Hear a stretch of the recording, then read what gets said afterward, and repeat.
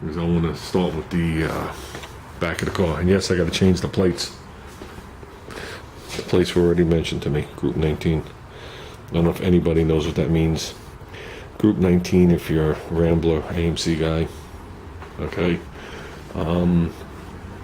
that means high performance. That's the high performance section of the service manual. So that was like, you know, everything had a section. Section 1, 2, 3, obviously. And section 19 was all the high performance or add-on parts. And when I got this car, I had a couple of choices of what I wanted to do with it. I already had the AMX. Okay, so I was already stuck with a two-seater, and that wasn't working out for the three of us. You know, Junior was tiny, he was just born. But I knew the three of us couldn't go anywhere. Then I came across this car, which the guy was asking me for years about. He had this car for like 2 years. He bought it in the estate sale to make it a drag car. At that time, it had 20 something thousand. It was like 27,000. And he owned the shop, so he threw a dealer plate on it and drove it till it had 35,000. And that's when he put it up for sale, and he found me, and I bought it. And it now has 43,000 on it. But I had to make a decision on what I wanted to do, and I thought long and hard about it. And back then, being such a die-hard Rambler guy, I went for, some people call it as day two, but I went for day one with the car.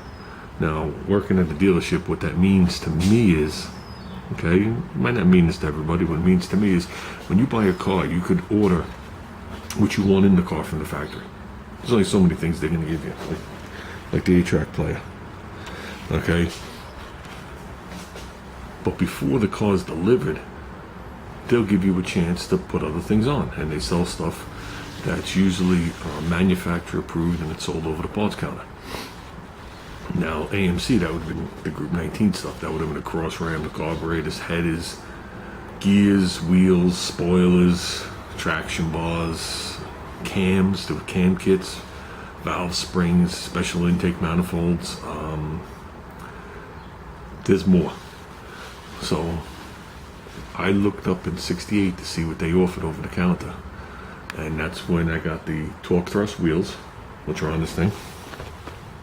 Okay, I got the slapper bars, which are on this thing. They're under there, they're laying under there somewhere. There they are.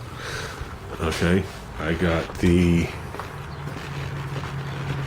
front chin spoiler, and I think that's it. To replicate this car as the way it could have been picked up in 1968 at the dealership. Well, actually, this car was purchased November of '67. So this is an early production '68. There's early production, late production.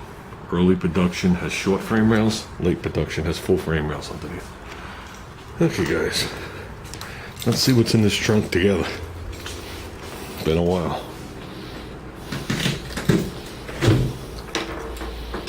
Ooh, I found a chair. Oh yeah. That's what you call a fat man's dream. With that, I can put the keys over here. What do we got? We got the headliner for the Corolla. That ain't ever going in. We have a piece of the tent. That ain't ever going up. We have the original spare tire. The original jack, the original floor mat. We have a set of wheels. I know exactly what these are. A set of Super Tricks, 3.5s.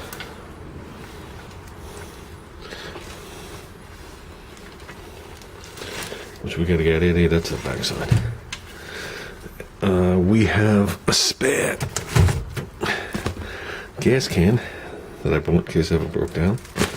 All this shit up the sides, I know it's very hard for you to see, is factory undercoating. We have the jack. We We have a jacket I'm never going to wear. Another jacket I'm never going to wear.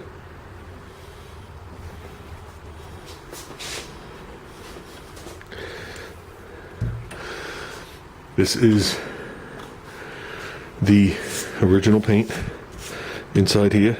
This was half masked and the edge was blown in, so what you're looking at is the factory paint. You're looking at that paint, and when we clean it, it's as close to identical as we were able to get it. That is the original paint. This is the original decal. This is the original seal. And something I brought up.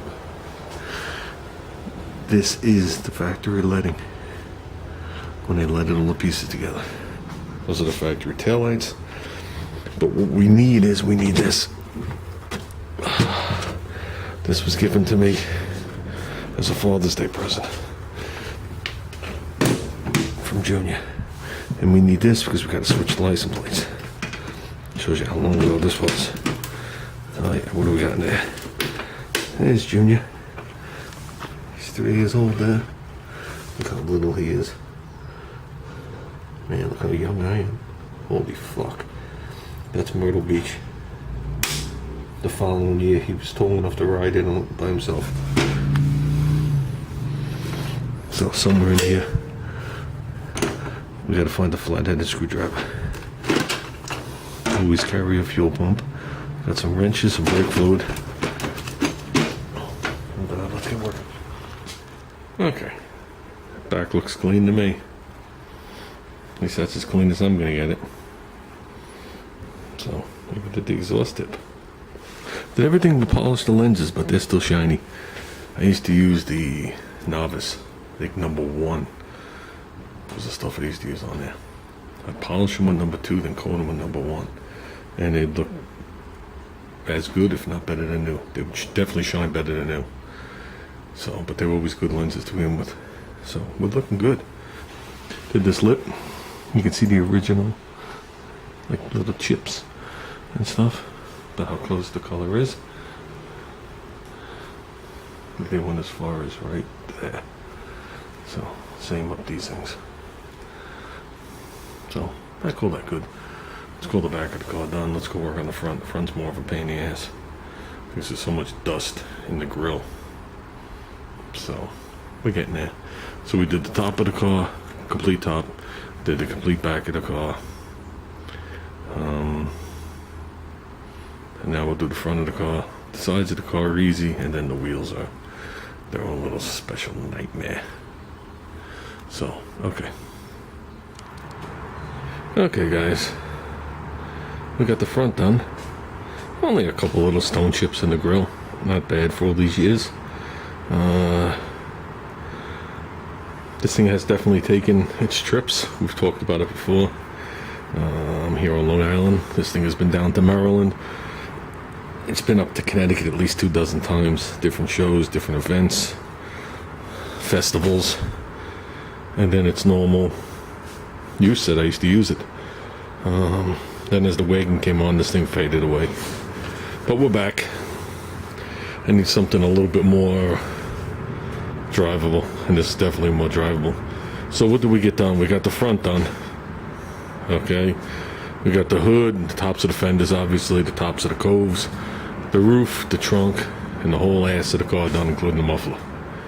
So that leaves the sides. Well, I also did the marker lights and the door handles. That leaves the sides and the wheels. We're going to jack up the car, take the wheels off, and do them.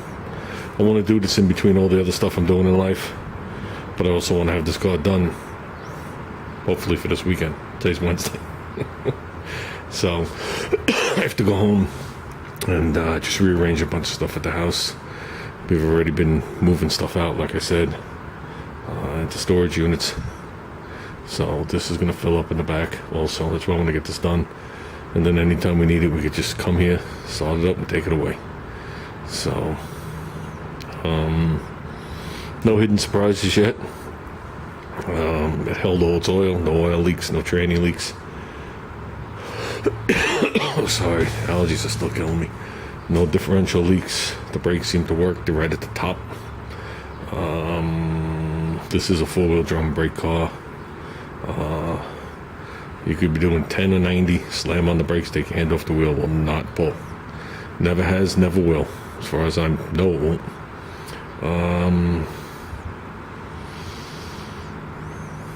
That's about it. After we do the outside, I want to go inside and wipe down the seats and the insides of the windows.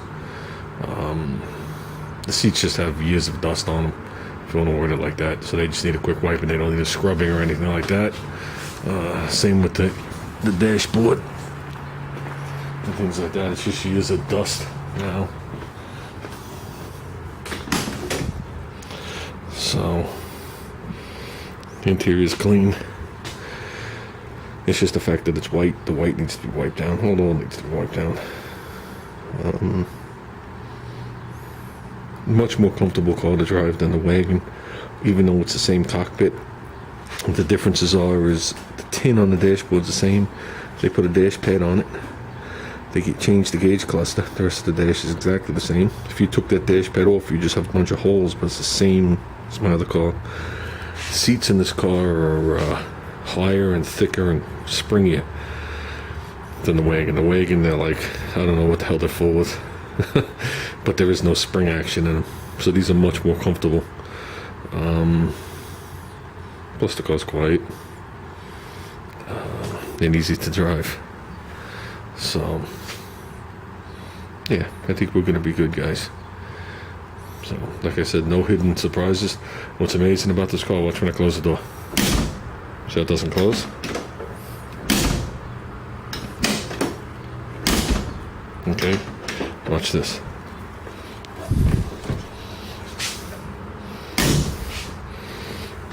It has nothing to do with poor fitment. It has to do with it being airtight.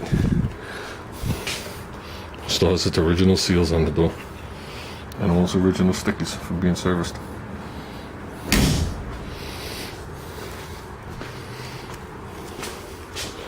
Okay, guys. I guess that's going to be it. I'm done. I'm tired. It gets tiring. I think it's just inhaling the shit that you're putting on that gets to you after a while. You know? It's not hot. It's not humid. It's cool in here. Yeah, I just think it's the smell after a while. So I think we did good. Like I said, we polished up the tailpipe. So, okay, guys, we're out of here.